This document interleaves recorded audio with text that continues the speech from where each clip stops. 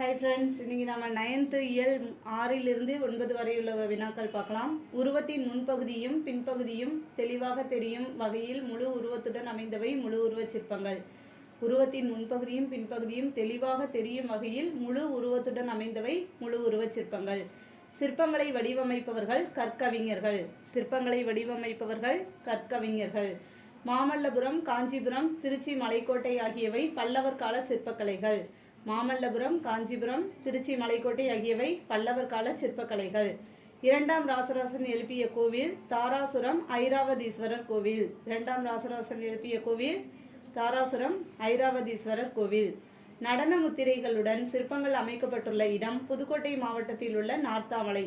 நடன முத்திரைகளுடன் சிற்பங்கள் அமைக்கப்பட்டுள்ள இடம் புதுக்கோட்டை மாவட்டத்தில் உள்ள நார்த்தாமலை. பல இடங்களில் ஆயிரங்கால் மண்டபங்களை அமைத்தவர்கள் நாயக்க மன்னர்கள். பல இடங்களில் ஆயிரங்கால் மண்டபங்களை அமைத்தவர்கள் நாயக்க மன்னர்கள். இறந்த மைந்தனை கையில் ஏந்தியபடி நிற்கும் சிலையின் பெயர் சந்திரமதி. இறந்த மைந்தனை கையில் ஏந்தியபடி நிற்கும் சிலையின் பெயர் சந்திரமதி.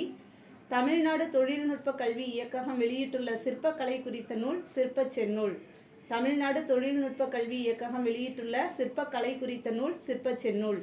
முல்லை நில மக்கள் ஆயர். முல்லை நில மக்கள் ஆயர்.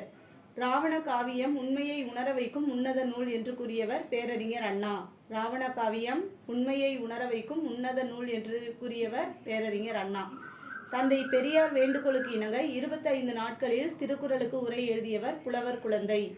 தந்தை பெரியார் வேண்டுகோளுக்கு இணங்க 25 நாட்களில் திருக்குறளுக்கு உரை எழுதியவர் புலவர் குழந்தை.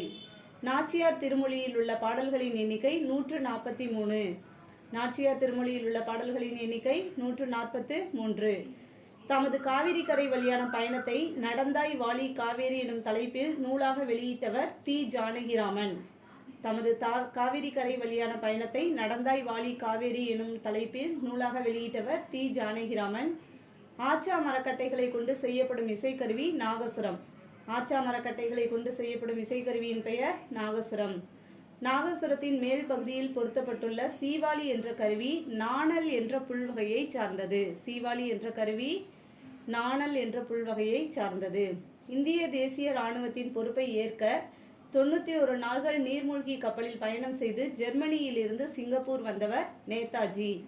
இந்திய தேசிய இராணுவத்தின் பொறுப்பை ஏற்க 91 நாள்கள் நீர்மூழ்கி கப்பலில் பயணம் செய்து ஜெர்மனியில் இருந்து சிங்கப்பூர் வந்தவர் நேதாஜி.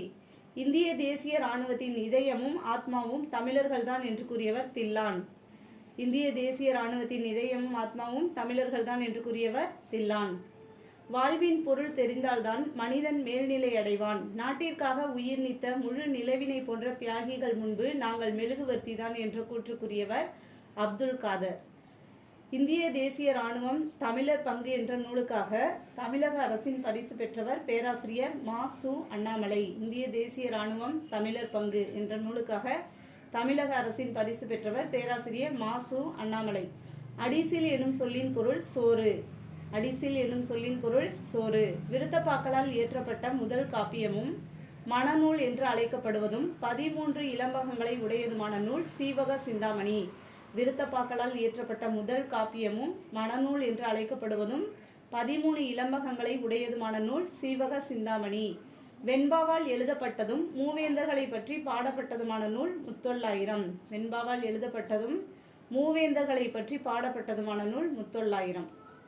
பொறிமயிர் வாரணம் கூட்டுரை வயமா புலியோடு குழும என்று மதுரையில் வனவிலங்கு சரணாலயம் இருந்ததை குறிப்பிடும் இப்பாடல் வரிகள் இடம்பெற்ற நூல் மதுரை காஞ்சி.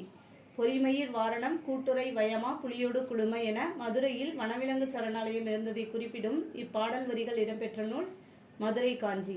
பெருகுவள மதுரை காஞ்சியின் பாட்டுடை தலைவன் தலையாளங்கானத்து செருவென்ற பாண்டியன் நெடுஞ்செழியன். பெருகுவள மதுரை காஞ்சியின் பாட்டுடை தலைவன் தலையாளங்கானத்து செருவென்ற பாண்டியன் நெடுஞ்செழியன்.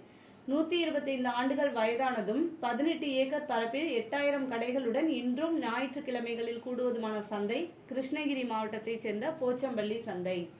125 ஆண்டுகள் வயதானதும் 18 ஏக்கர் பரப்பில் 8000 கடைகளுடன் இன்றும் ஞாயிற்றுக்கிழமைகளில் கூடும் சந்தை கிருஷ்ணகிரி மாவட்டம் போச்சம்பள்ளி சந்தை. வெண்தாடி வேந்தர், சுயமரியாதை சுடர், வைக்கம் வீரர் என்றெல்லாம் அழைக்கப்படுபவர் தந்தை பெரியார். மனப்பாடத்திற்கு முதன்மை அளிக்கும் தேர்வு முறையையும் மதிப்பெண்களுக்கு முதன்மை அளிக்கும் முறையையும் கடுமையாக எதிர்த்தவர் பெரியார். திருக்குறளை ஊன்றி படிப்பவர்கள் சுயமரியாதை உணர்ச்சி பெறுவார்கள் என்றவர் பெரியார். தமிழ் மொழியை கற்பதற்கும் தட்டச்சு செய்வதற்கும் ஏற்றவாறு எளிய வகையில் நான், நை, நோ, லை, லை என சீர்திருத்தம் செய்தவர் பெரியார். 27/6/1970 யுனெஸ்கோ மன்றத்தால் பாராட்டப்பட்டு தெற்காசியாவின் சாக்ரட்டிஸ் என்ற பட்டம் பெற்றவர் பெரியார். பெரியாரால் சுயமரியாதை இயக்கம் தோற்றுவிக்கப்பட்ட ஆண்டு 1925.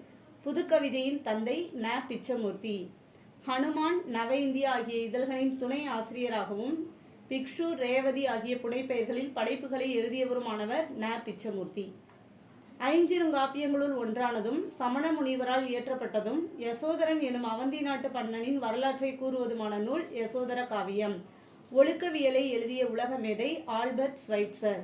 ஒழுக்கவியலை எழுதிய உலக மேதை ஆல்பர்ட் ஸ்வைட்சர். திருவள்ளுவரை உலகப் புலவர் என்று போற்றியவர் ஜியு போப். திருவள்ளுவரை உலகப் புலவர் என்று போற்றியவர் ஜியு போப். தனிநாயகம் அடிகள் தொடங்கிய இதழ் தமிழ் பண்பாடு. தனிநாயகம் அடிகள் தொடங்கிய இதழ் தமிழ் பண்பாடு. வண்ணதாசன் எனும் பெயரில் இலக்கியத்தில் பங்களிப்பு செய்பவர் கல்யாண்ஜி எனும் கல்யாணசுந்தரம். கல்யாண்ஜி எனும் கல்யாணசுந்தரத்தின் இலக்கிய பங்களிப்பு பெயர் வண்ணதாசன்.